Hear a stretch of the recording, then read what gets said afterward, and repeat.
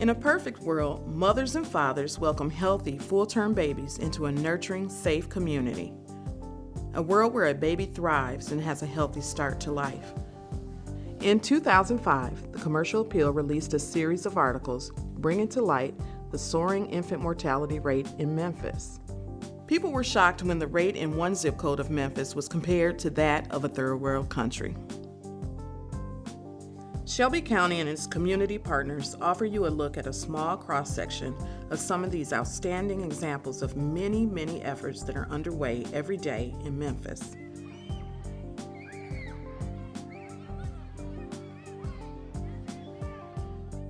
We can't possibly cover all of these programs in this film, but they are acknowledged and are in the hearts of the families they've helped. There's no magic wand to wave over the problems of prematurity, lack of education, limited access to health and prenatal care, domestic violence, and above all, poverty. Despite constant fluctuations in funding, political currents, and changing legislation, progress is being made in Memphis.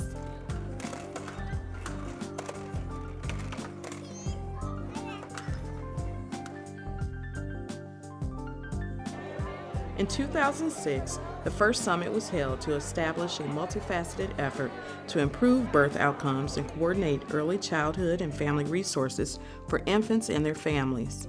From the summit emerged the Shelby County Infant Mortality Reduction Initiative, a collaboration comprised of top decision makers from the fields of healthcare, academia, the faith community, social services, and government. I know that my steps were ordered and that I didn't get here by myself, that it all had to do with God. So infant mortality has taken its toll on our city. And all of you here today are here saying that no longer are we going to be at the bottom of the barrel, that we want to be at the top. You've heard about all the wonderful programs that have happened, all the things that you all in this room are doing to make it happen. We came together to ask ourselves a painful question, which is, quite simply, why are so many babies dying in Tennessee? There are zip codes here in which the infant mortality rate looks more like a third world country than it does a rich, successful nation like America is. And I read with just shock and shame that the 38108 zip code, that this was actually happening right here in a city where we felt that we were making strides and bringing new jobs and building new buildings and things.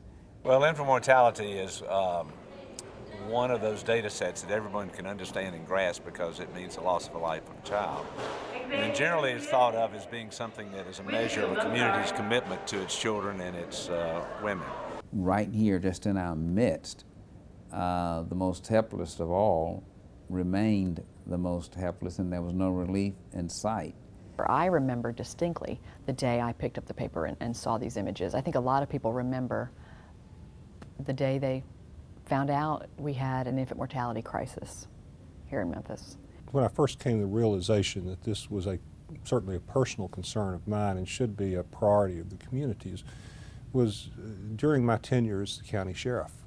And in the course of the work that goes on in public safety, seeing the impact that it has on children, seeing how the poor decisions of adults has profound impact on the children in our community. If you can't see it from just the human perspective of the parents losing the child and it being so great here in Memphis, there's the cost if you have the premature birth and the expense, and a premature baby is the most expensive to take care of, and we take care of many of them at the med, and that cost is borne by the entire community. We've got an army out here mobilized, and that's the idea. The governor graciously came down and brought the highest level of attention we could bring to this issue with the summit that was held at the University of Memphis. I said at that time that years down the road, I wanted to be able to look back and point to that day as the day that the tide began to turn. Let us pray. God bless the babies, bless the babies. We come together today asking you to bless the babies. God, too many lives are being lost. Please, God, bless the babies. Too many young babies are being born before their time. God, bless the babies. God, too much tragedy, too much sorrow. Infant mortality is death of a live birth between birth and the first birthday. Infant mortality rate. Number of infant deaths per 1,000 live births. African Americans have the highest rate of infant mortality. And I am the Memphis coordinator for IMPACT, and IMPACT is Infant Mortality Public Awareness Campaign for Tennessee, which means there are 10 teenagers who are trained to advocate for infant mortality. They go to Hill Blitz every year and talk to senators and representatives to tell them what they're doing here locally and to ask for their support.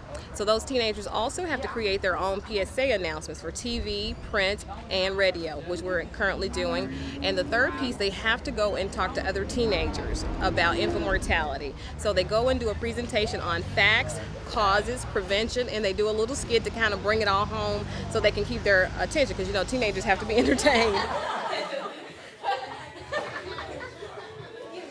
And I learned that the things that I do now at this age can also affect when I decide to have a child. It gives some insight onto infant mortality, because in all honesty, I did not know infant mortality was as expanded and as broad as it was. So I gained some insight on that, how pregnant women should avoid, of course, alcohol and smoking, and how they should take folic acid, and it was just a really eye-opener to understand that, you know, babies are human lives, and that we must take care of them even while they're inside. You know, we still got to take care of them. So. And I understood that a man can affect the pregnancy also. I didn't know that, but they can affect it too. So really a good eye-opener. Our school happens to be located in the 38108 zip code area, which used to be one of the areas with the highest, or one of the highest, infant mortality rates in the country. We've heard some good news lately that we no longer have that sort of dubious honor, but unfortunately it's been passed on to another zip code area. But we still nevertheless are working to inform and educate the people that we come in contact with on a regular basis about how to prevent infant mortality, and to again raise awareness about what it's all about. And so we have a 4-part initiative at our school. It's called Project 38108. We are about to canvass the area for infant mortality in South Memphis. We're going to go down Walker Avenue to Latham, knock on some doors, and see if we can speak to some people concerning infant mortality reduction in the community. See, everybody, in my husband's opinion, is looking at this in such a textbook philosophical way, and this is not about that at all. This is about reaching these women and prevention before the problem starts. And that comes with education and lifestyle changes. There's information in that packet. Please do read it, darling, and look through it and see what all you might be interested in. There's numbers and information. Man, I'm gonna go real quick in, guys, and hold the baby and see if I can get her to talk with us for a minute. Hi, you mother, good to church. Yeah! Hey, listen, there's a lot of phone numbers and websites that might help you, because these babies are just dying out here. These young people are not doing the necessary things. Yes, I did. I had to take care of Medicaid. But you know, once I found that I was pregnant, they gave me the prenatal vitamins, and I was going to the doctor regularly, you know, like I was supposed to. And I had a fine birth. One was 7 pounds, 5 ounces, and one was 5 pounds, 7 ounces. Okay. So I had 2 healthy boys. There's now 3 and 7. That's doing good. Wonderful, yes, wonderful. Ma'am. So all we can do is just go forth and try to do the very best of what we can do to educate people, you know, and just ask God to touch people's hearts, that they'll receive what we're saying, that they will read the information that we need. A lot of it's educational, and a lot of it is having maybe a mentor or follow somebody to be with the mother and teach them how to be a mother. We've got so many young women who get pregnant as teenagers, and so you have children giving birth to children, and they oftentimes don't report the pregnancy because shame, and then if they do report it, the children don't know how to take care of themselves. I mean, they're having finished high school on so many occasions. We are talking about an issue, a very important issue, community issue, an issue that impacts us more than anyone else. When I say us, I say black people, poor babies. So I've been very gratified over the years as both just a practicing physician and pastor, and as commissioner and now as a public health advisor, to see that churches, that communities of faith are coming together to recognize that if they can increase the awareness of their congregation and the communities around their congregation, that it is a problem, number one, then there are elements that can be put in place. Young women can be taught to plan and space their pregnancies. Young women who ought not be pregnant can be inspired and mentored and taught and given alternatives to becoming pregnant too early. September is Infant Mortality Awareness Month, and this month, All Babies Count, our initiative decided to do a conference on infant mortality. Really to kind of address the fact that there's never been a conference done in the Memphis area, and we wanted to bring it home to where the heart of the matter was. So we had 16 workshops today, various topics. The topics all were geared towards things that impact our infant mortality rate. As we have the Breastfeeding Coalition here today. So we're hoping that we can impact our numbers just by educating the general community. We had clinicians here, students here, our general public. So we picked up this resource guide of what's going on just to address issues around babies and children and babies. 43 organizations. That's not a bad thing. I'm absolutely convinced, and Jan would argue with me from the Assisi Foundation, I'm not sure we should worry about we have so many organizations. I think we need to worry about how we align them. I don't think we should tell anybody to stop doing what they're doing, because the numbers would suggest we need everything.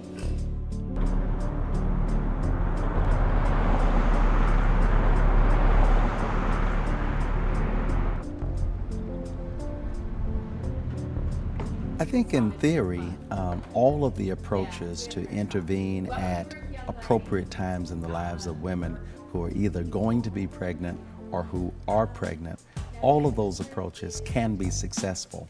Everybody ready? Who wants to start it? Sabrina. Okay. Why can't Sabrina start? My name is Sherry and I'm having a girl. My name is Felix and I'm having a boy. My name is Krista and I'm having a boy. My name is Tamika and I'm not pregnant. My name is Maris. I am your nurse practitioner. Any questions, any problems? Y'all all have our number. It is on the notebook, and I'm not pregnant. What I really have appreciated is the value of programs such as Centering Pregnancy, in which we have moms who are there with a cohort of other mothers at a similar point in their gestational age who are supporting each other. So there's peer support, and they're getting very good hands-on, caring health care and encouragement from a healthcare provider. What Centering does is we take small groups of women who are all due about the same time, and we do their prenatal care together. They get their own blood pressure, they get their own weight. I measure their tummy and listen to their baby. They keep up with all of their own records. Okay, what we do here is we measure the fundal height of the uterus. And now we listen to the baby's heartbeat. Yeah, we're having a beautiful baby here. 155 and 32. Today I'm 31 weeks and 4 days. My blood pressure was 98/61. I weigh 182. The baby fundal height 32. Heart rate 55. And this the baby moving? Yes.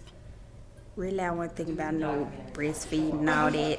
And it tells me a lot about different shots to take or different things to take to birth control and stuff. So it's a good experience. So I'm loving every moment of it. And I enjoy being with my little nurses. We love you too. When your baby's growing, it has to, everything else gets moved out of the way. So it's gonna smush your stomach and it's gonna bag that big meal that you just ate, Alexis, back up. And that's what's causing your heartburn. So if you eat small, frequent meals, that should help. Should help. All of our patients come out ready. We even hear from the nurses and doctors at the hospital, like, man, I love your centering patients because they know what's going on with them. And we have most of our patients, they all come back. Like, I'm so happy that I did this. And I feel great. I'm grateful to be able to do this program and help the moms to be. Okay, vitamins. Is everybody taking their vitamins? Is anybody having problems taking their vitamins? We learn a lot. There's a tremendous support system among the young ladies because they're all due about the same time. These young ladies are all due in December. We group them by when they're due so they can share and have a really great time and learn. It's wonderful. A lot of efforts are going on around the country to try to improve infant mortality. In Memphis, we've had a summit that involved the governor and the mayors. We've had the institution of a number of different programs, but perhaps the most effective is the Blues Project. So these babies that are growing around, who knows? We may have the President of the United States in here today. We may have elected officials, our city county officials, our superintendent of schools. There are so many potentials in this room right now, and we must invest in our children. It's not an option. This is what we do, and the Blues Project helps to get us closer to that goal. I found out I was pregnant when I was 3 months, and I went to Christ Community Clinic, and they had the Blues Project set up for women who, their first children, and need the help and the talk to them about. And I got in the program, and that's one of the reasons why I'm here today. What happened when my baby, he died because he was having problems, because he was having spinal muscular atrophy. He cannot eat normal. He was very sick. He stayed in the hospital for 3 months, and that's why he died last month. Yeah. I want to adopt one because I see a lot of babies, they don't have moms, and that's hard for not having a mom.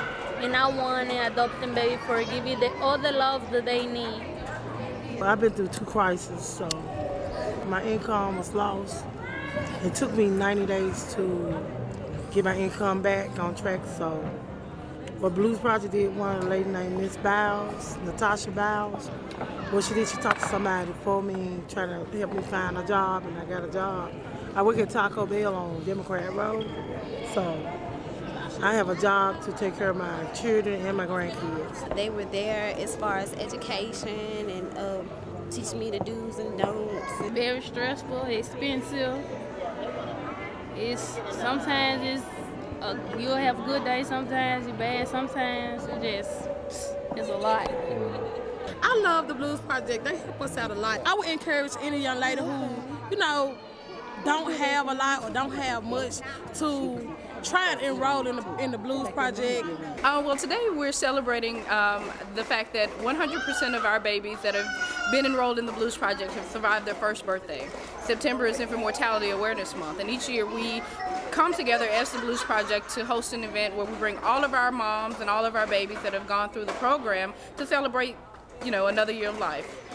The Blues Project offers pregnant women in the community immediate access to prenatal care, social support via peer-to-peer interaction, as well as our lovely Blues Project team members. We offer counseling, individualized case management, as well as referrals to community resources and services. When you think about the issue of early childhood development and infant mortality, if we can raise a child correctly, that has profound effects in so many different areas. We know that a healthy child, a happy child, is a child that's going to do better educationally. We know that if you educate a child, the chances of that child lapsing into poverty or into a crime-filled life are minimized. We know that if we can take that child and develop that child over the years in a healthy home environment, in a healthy school environment, a healthy faith-based environment, we know that if we can take those ingredients and mold that child correctly, that child can grow to be successful. And they assist me, they help me with my child. When I'm in need, they help me, they call, they give me information about small things and big things that I was needing to know at the time. In all my pregnancies, I would have had like 7 pregnancies, but I had 3 miscarriages.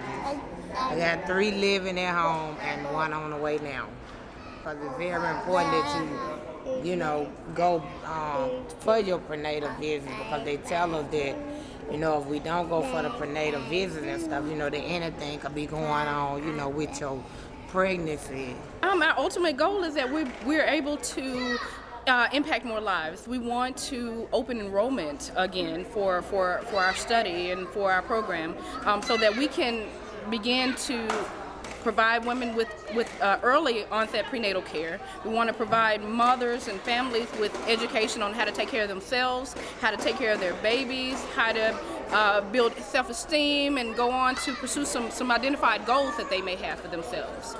It helped me a lot with understanding the basic needs for the children and understanding the common diseases for the kids and how to cure them and how to fight off a lot of the SIDS, the infant death syndrome and stuff like that. Well, behind us is the baby store, and we also will have a resource center.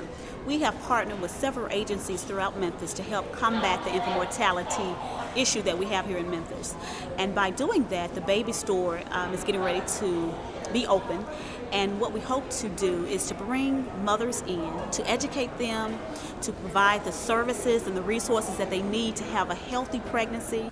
So we as adults not only have a responsibility to provide public health, but we have a responsibility to sustain the greatness of our nation and our community by raising our children in a healthy way, to encourage them educationally, to instill in them the values that they need to be ambitious and that they can have goals and dreams for the future.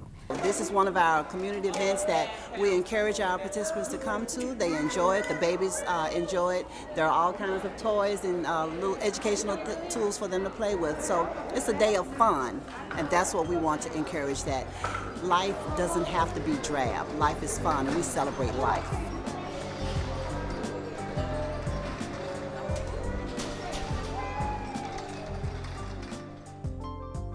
While those articles and those news stories and the media blitz was to some extent painful and perhaps hyped as it should not have been, it was always helpful for those of us who've been saying this in multiple arenas to drive focus again on the fact that we have a problem and that the community must come together in a multi-sectoral way and address the problem. I believe Babyland brought an awareness to the community of the issue of infant mortality. However, infant mortality has been an issue before. I mean, it just brought to light on a broader platform, the issues that we're having in Memphis.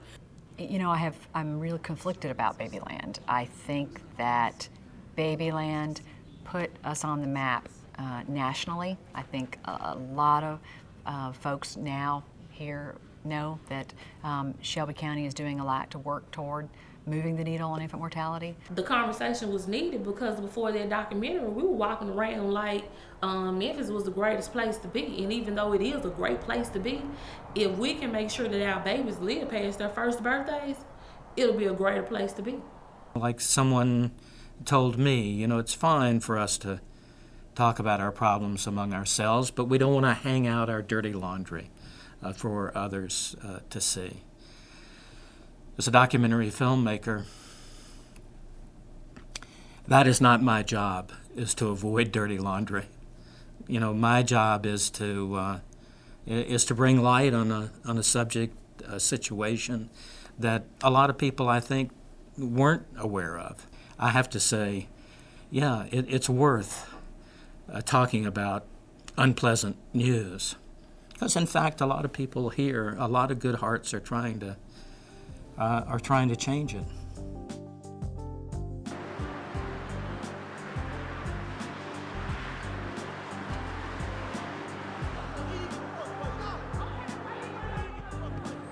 A lot of what we see once the baby comes home is we see that most of our moms are involved in relationships that are unhealthy, mainly not on purpose, but because they are not familiar with what constitutes a healthy relationship. They're choosing partners or spouses that are not necessarily responsive or informed as to what to do with these children on certain behaviors. We have several children in our community, or several babies that have died in our community because of potty training behavior that boyfriends have gone on to shake or to physically harm a child because they didn't potty train the way that they felt, in the timely fashion that they felt that they should. Or you have parents leaving their children with people not qualified to be effective in taking care of these children.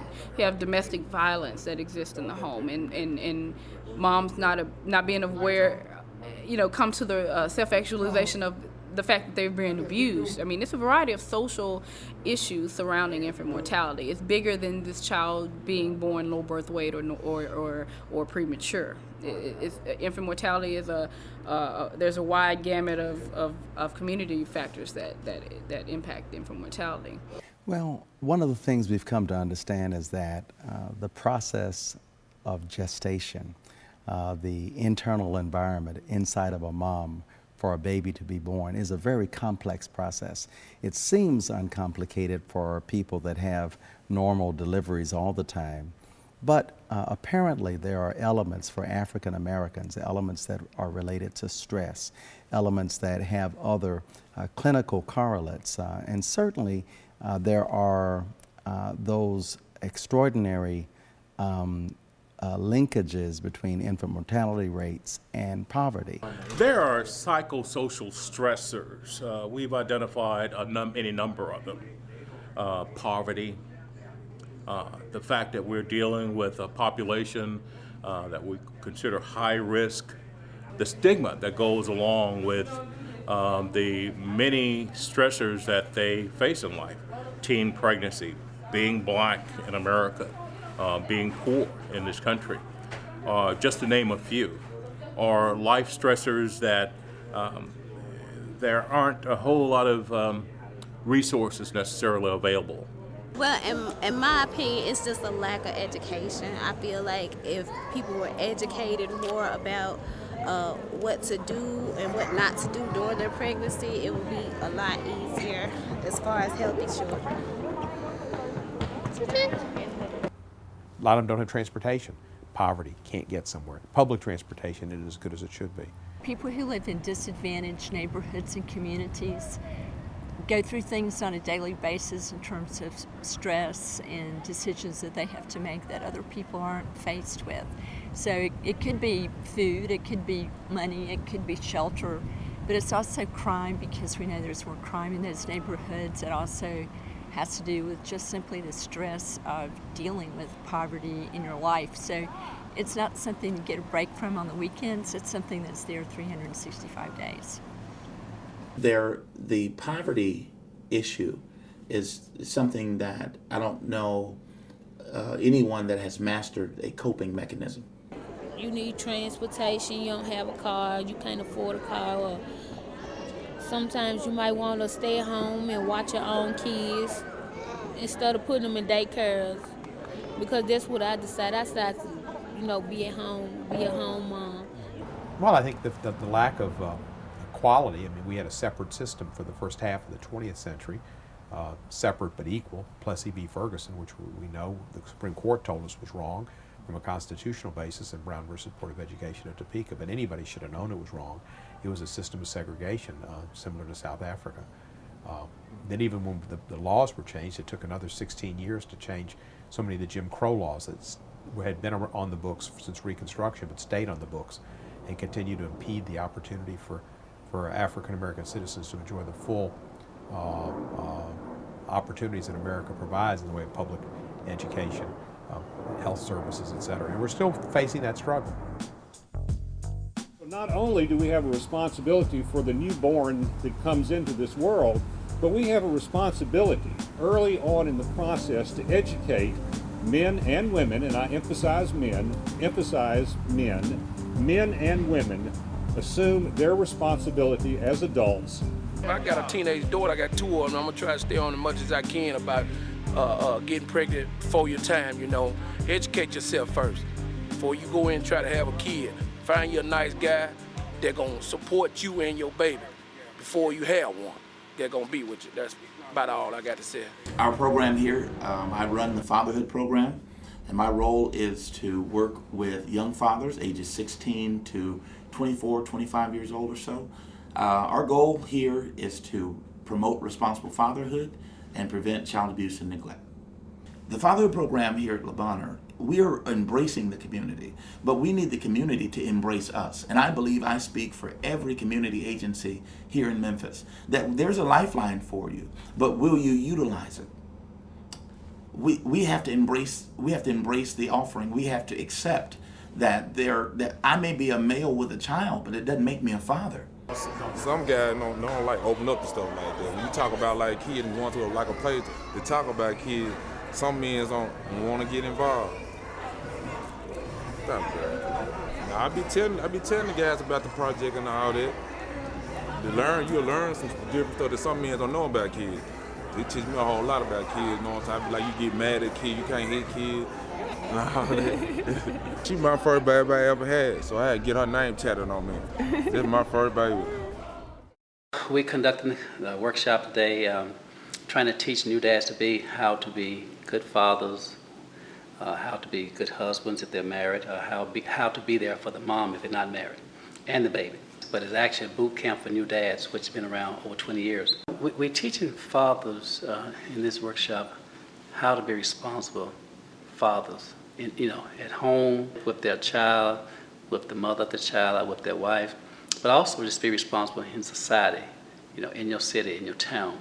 Like even today, there are fathers there that want to break the cycle. Me and my father, it's been a distance, not really any kind of, affection, anything like that. I would like to lead by example, like my dad did. I would be a lot more closer to my children, a lot more open. And by fathers being in their places, this will decrease infant mortality rate, because when fathers are not there, children get out of control, mothers get frustrated. They get frustrated because they have to be like the father and the mother. And sometimes they get so frustrated they leave. They may leave a child in a car, leave a child in a home to go to run to the drugstore. You shouldn't do that. But they don't want it home. The father's not there in the children's lives. I've been in my kids' life all their life, so I've been I guess a pretty good father. Just my presence being there, and I put my input in on how I think they should be raised. I'm here personally to show support and to see how many kids don't have fathers, and what I can do to at least try to make their lives better also. Fatherhood is one of those jobs that folk get, and some of us aren't prepared for it. What can we do to prepare men to be fathers? Well, the Fatherhood Summit, hosted by Head Start. It's a way to bring fathers together in a setting that's comfortable like this, where men can begin to talk about what it means to be a father, what it means to be a man, my barriers that keep me from being a man. And it's just an engagement tool. And that's what a summit is. It allows men to come together and talk about those real issues, not on a basketball court, but amongst their peers, and get gut level honest. Well, anything that could help me be a better father to my kids and, a better role model, I'm all for it. I try to be a part of it. And I want to be here because I want to hear the open dialogue and things that I might need to know as I'm a parent and a grandparent, so therefore, some things I might be able to learn as well as share some of the things I know. Nobody wakes up and decides or wants to say, I don't want to be a good dad or a good mother. Just a little over a month or so ago, we started an initiative from Boys Incorporated called DIME, Dads Helping to End Infant Mortality. Infant mortality has never, ever been just about the moms. It's about the dads as well. Barbershop not full. Come on. We need a full house at the barbershop. There you go. Come on down here and get a haircut. All right. Why is it that we glorify street knowledge, but we cannot teach our kids how to be safe and sound and sober and sane at home? And maybe if we start waking up and taking responsibility as brothers, as older brothers, and really taking responsibility, which means, saying things that folks may not want to hear, but saying it because it has to be said. Maybe we can do something about this. And tell the truth. We've got a question. Good morning. Good morning. Good morning. Good morning. Good morning. We have such a beautiful day for us to get started and go out into the North Haven community. We have Boys Incorporated. We have Shelby County government. Woo-hoo! Inside here, they got a newborn, just some little information, some little Snuggies, a little wipe and stuff. Basically, they got a baby in the house. Please put me back to sleep. Some things for mother, for healthy babies, breastfeeding. Thanks for coming today, guys. There are children in our neighborhood that would really, parents would like to see you today. We're always open here in North Haven for anything that would help Shelby County. We're so glad you came. But I've been out here long enough walking these streets now so people know me and they know what I do. Just let them know what you do and I think they'll be receptive.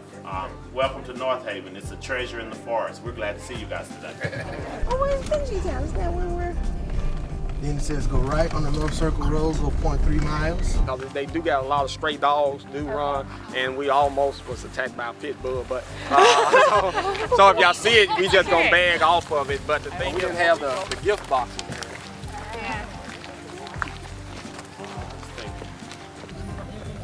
Right. To share some information with you about the infant mortality. If you know someone that may be having a baby or in that situation, that it's a good thing to just have that awareness up front, the things that they need to do. Okay, so we're out in the community today raising awareness about infant mortality and how mothers can basically have a healthy baby, different ways that they can protect themselves and their infant before the age of 1 to make sure that it's a healthy pregnancy.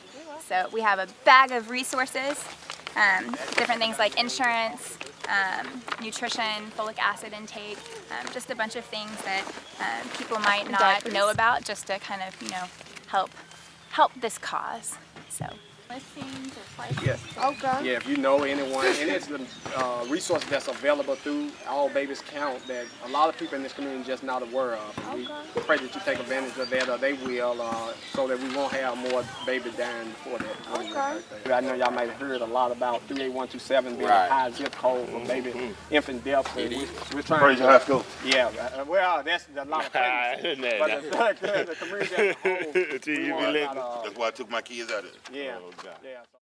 The community's just All Babies Count, and when a lot of times you have young mothers because those young mothers have young parents who became young mothers. So the cycle started for them, and what we're doing today is trying to break the cycle, mister. Somebody's got to say something, at least just try to help. But this used to be a beautiful neighborhood. It really did. And about 10 or 12 years ago, when my kids was out here, it was nice. Beautiful. But y'all see it now. It's drugs. They ran all the older folks from out here. It's drugs infested, man. It really is. That's all I got to say. There's nothing now but hoodlums, gangs.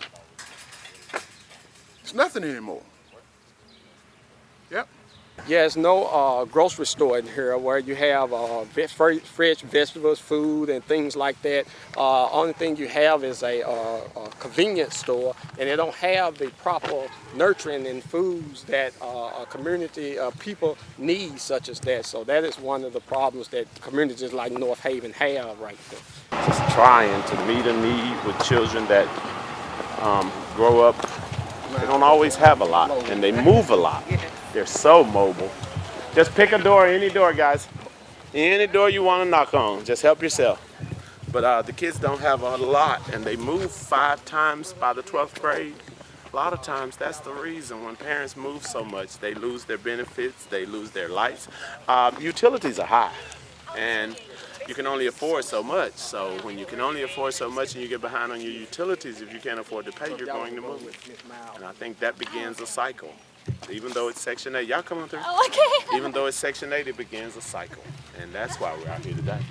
If you call me up at the school and ask for me, I can set it up so the nurse can start. Labana has a program. I put all the girls I know of out here that's pregnant on there. Okay. Where they come in the home, they work with you, they keep you going, they keep your scores. She has to go to those classes.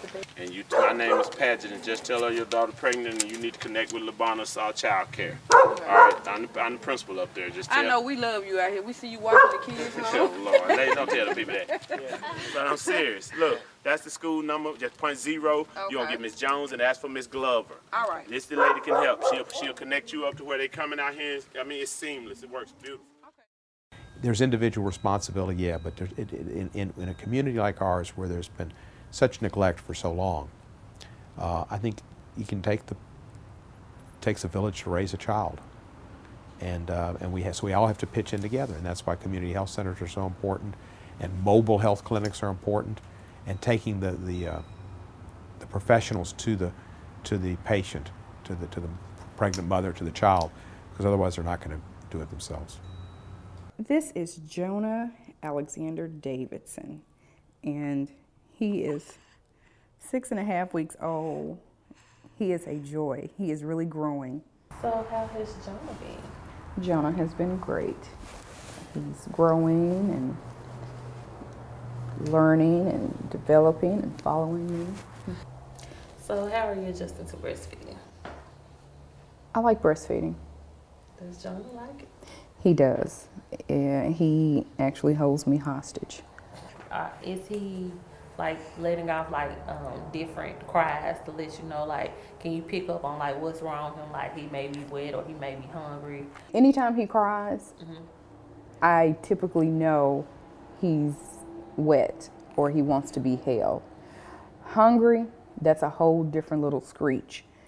Are you reading to him still? I still do. A lot of times they say that when you read to them while they're still in the womb, the repetition of those, does he kind of pay attention to it, or is he still just relaxed? He's just still relaxed, but I don't talk baby talk to him. We don't suggest that you. Right, that I don't do. We don't do baby talk. The program in Port Elite has been around before I got there. It's the Cornerstone program, and the basis of it is to help decrease the infant mortality rates in Memphis, which has been a problem for a while. We start from prenatal all the way until the child turns 3 years old. So, you know, this may be their first pregnancy or their third pregnancy. But we just try to talk to them to, you know, sometimes people are stressed out and they need someone to talk to. So sometimes I'm just that listening ear. Or it might be a case where my light bill is due. I have a cutoff notice. I need help paying the light bill. We have agencies that we refer them to for light bill assistance. They may need food. We refer them to food banks. So it's like we want to be that change agent to connect them with other agencies in the community to help meet their needs.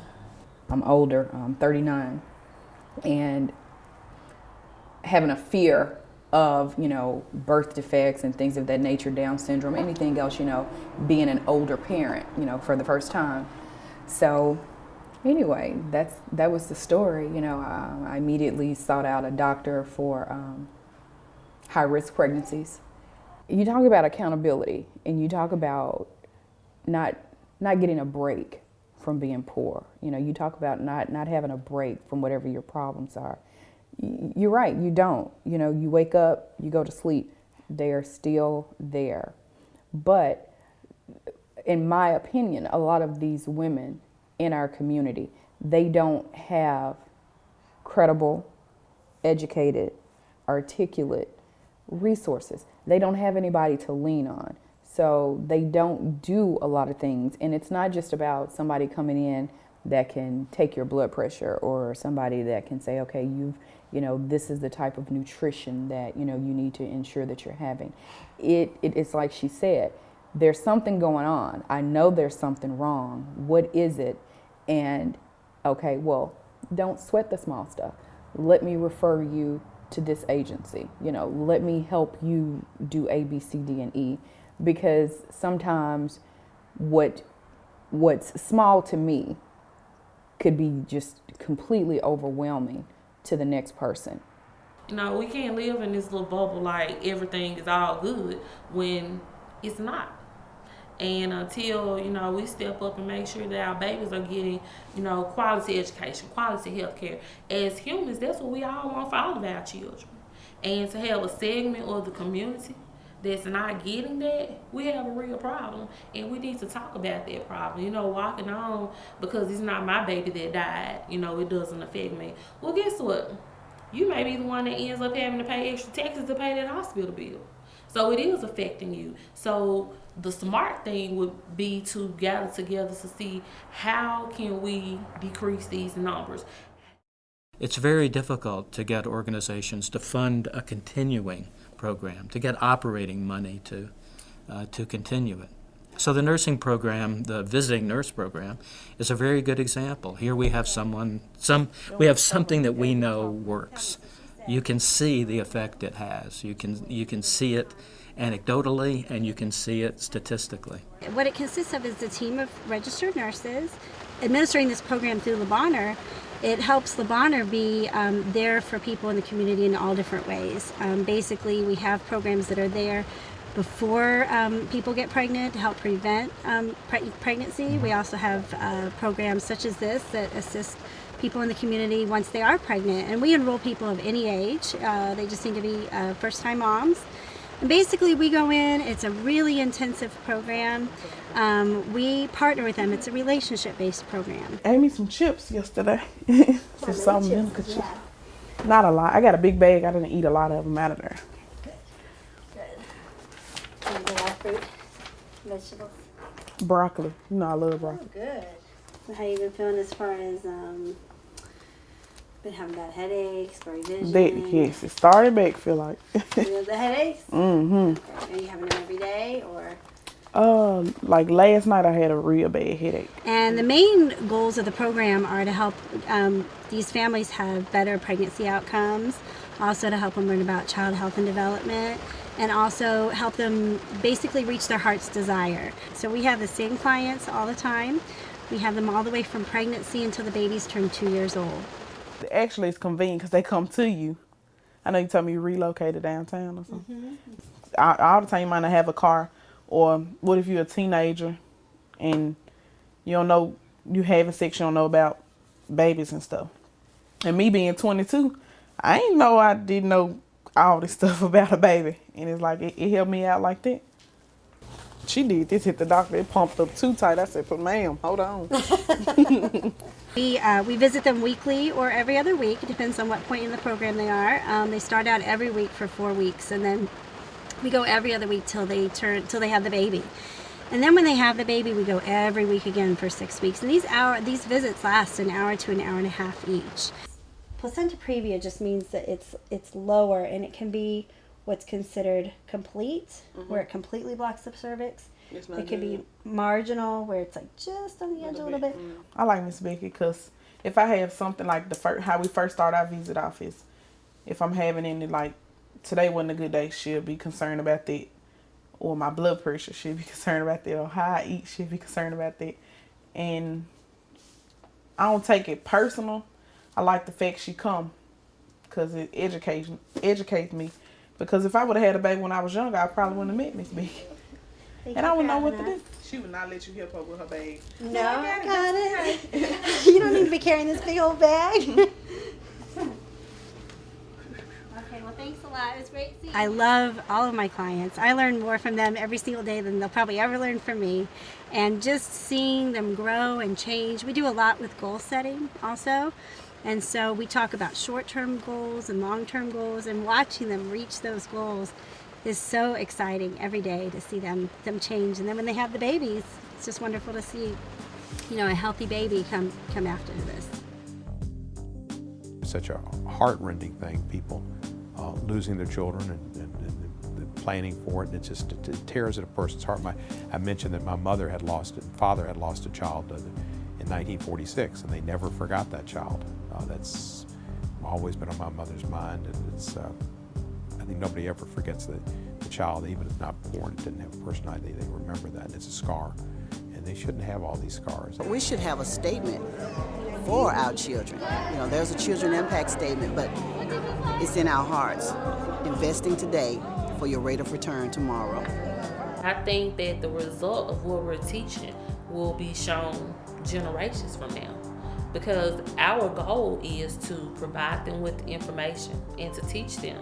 And when their children have children, for those mothers to teach their children what they learned back in 2009, 2010. If the hardest of hearts somehow can look at what we're trying to do and the message we're trying to get across and say, well, hey, I'm 70 years old, I'm not having any more babies, and I don't live down there in that part of town anyway, so I'm going to change channels, I'm going somewhere else. Let those young moms and those others do. No. Because the baby in the womb today who's not getting the right diet, whose mom is under stress, that same baby, 16, 17 years, is coming to a neighborhood near you, and they will not come with a smile on their face. We've got to stop blaming the women for not being married, for having babies too young, and we need to look at the system, look at the environment in which we have placed them. When we middle-class folks leave those neighborhoods and say we don't want to support government programs for the common good that might help lift those people in those neighborhoods, when we do that, then we are getting what we ought to expect. We're getting what we deserve, which is an enormous set of social problems that sure may be concentrated on one side of town, but we're only as strong as our weakest link. So there is no way to separate one neighborhood from this, one race from this, one age. This is everybody's cause. This should be everybody's concern, because this is much more than one woman having one baby. This impacts us all. A lot of our problems have not, or other communities have them, but we probably haven't dealt with them as much, so they're more pure here in a way.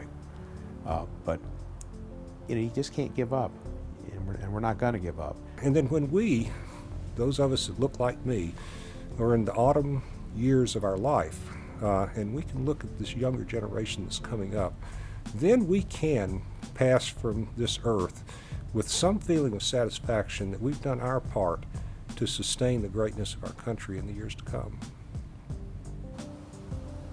We've got to find an answer. All of those programs, every one of those little drops of water that we have make a big difference in how we fill the pond. And you all are working that. So one day, we will be able to say that 38108 has the lowest infant mortality rate. One day, we're going to be able to say that Tennessee has the lowest infant mortality rate of any state in the South.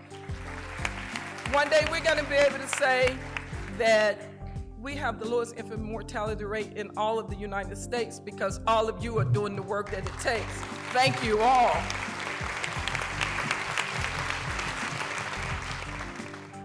He's dreaming and playing with the angels. That's what I say when he's smiling in his sleep.